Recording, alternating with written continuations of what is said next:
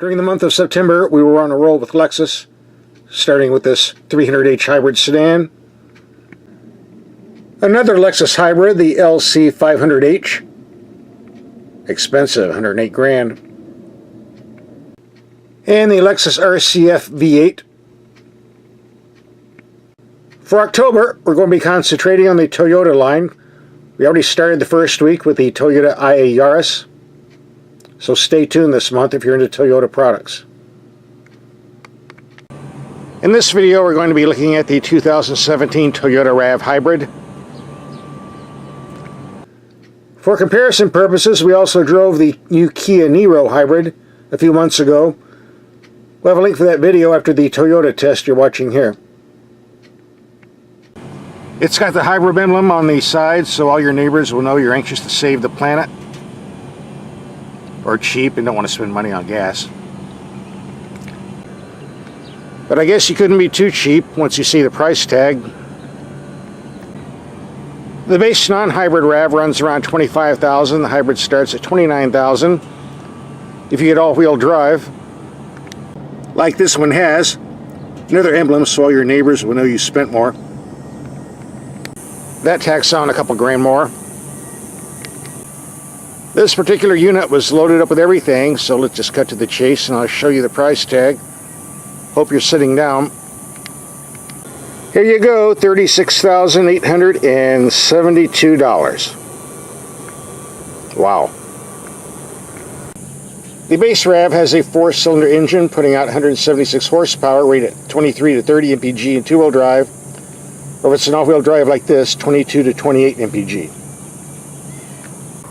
By comparison, this hybrid uses a gasoline motor combined with electric motors and a battery system for a total of 194 horsepower, rate 34 mpg in the city and 30 on the highway.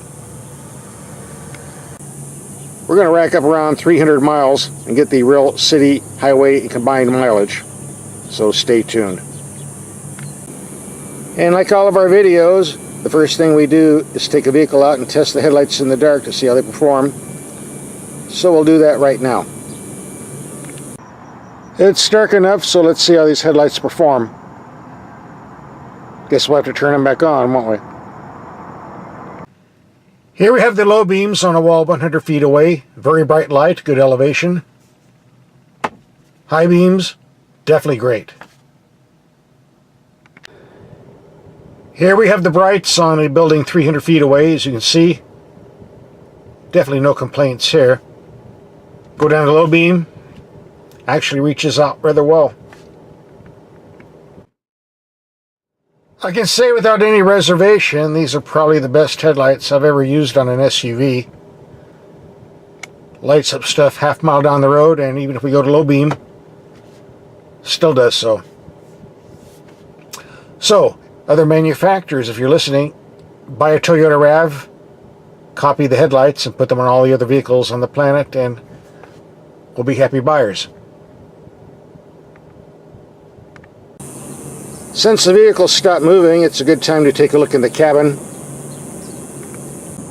We get a decent amount of storage space in the rear, and the second row seats do fold down for more. Unlike other hybrids, in this case we do actually get a spare tire. Thank you, Toyota. There's no room in this glove box if you have that big fat owner's manual in there. Simple solution. Just toss it in the back with a spare tire. Out of sight, out of mind. You're probably never going to read it anyway.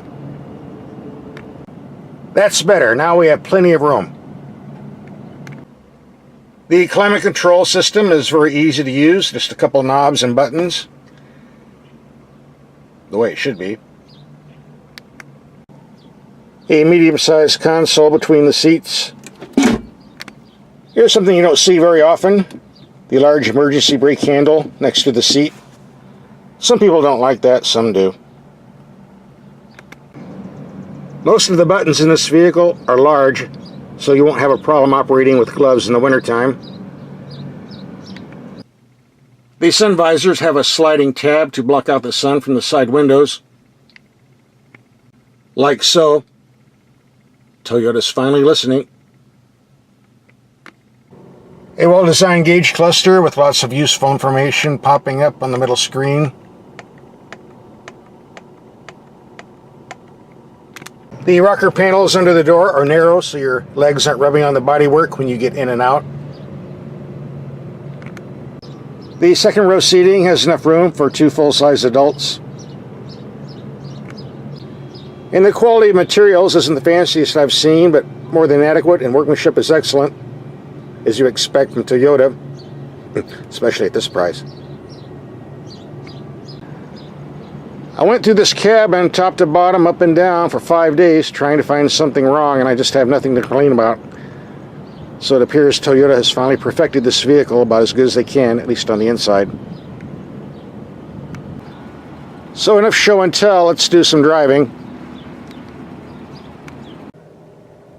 Toyota tells me the hybrid system adds almost 500 pounds of mass to this vehicle, bringing total dry weight up to around 4,000 pounds.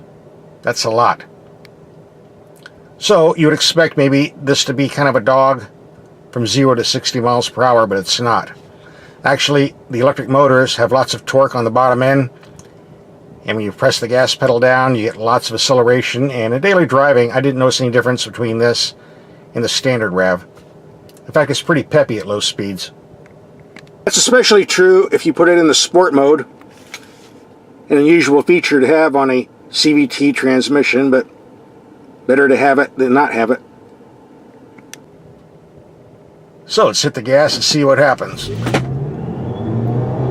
Yeah, now you can feel the electric motors kicking in.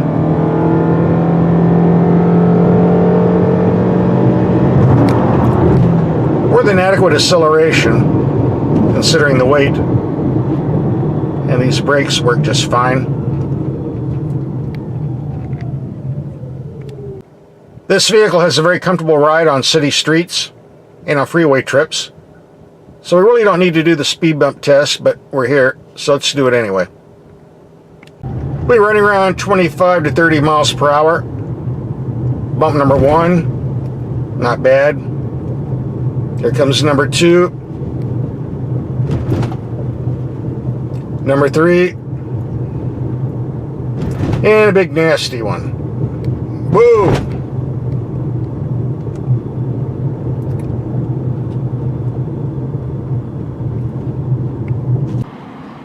There's this guy on the web who keeps sending me emails. How come you're driving 30 miles per hour with speed bumps when the sign says 15 miles per hour? Well, because management says I can. That's why. See, it pays to know the right people. But enough about that. You're watching this video to get the fuel economy readings off this vehicle, so I'll tell you that right now. In 5 days of city traffic, I've been running between 29 and 31 mpg. Which is certainly better than the non-hybrid, which does around 22 mpg. So a big improvement there. Yesterday we took this out on a 120-mile freeway trip with the cruise control set at 75 miles per hour.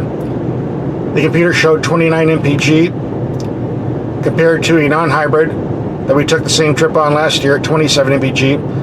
Only a slight improvement, but hybrids work better in the city rather than on the freeway. So we would expect that. Just for the record, I did take a 40-mile freeway trip, keeping the speed around 60 to 65 miles per hour, and did hit the 33 mpg mark on the computer, so if you drive like grandma, you can squeeze some fuel economy out of this vehicle. In 7 days of driving, I only had one complaint with this RAV hybrid, and that's the pricing structure. Options like interior light kit, $69, wheel lock, $65, first aid kit, $30. I mean, come on. This stuff should be standard, especially when you're paying 36 grand for a vehicle. Unfortunately, most car companies do that. They just want to nickel and dime you to death. I guess it's just a bad habit. It's going to take a while to get rid of.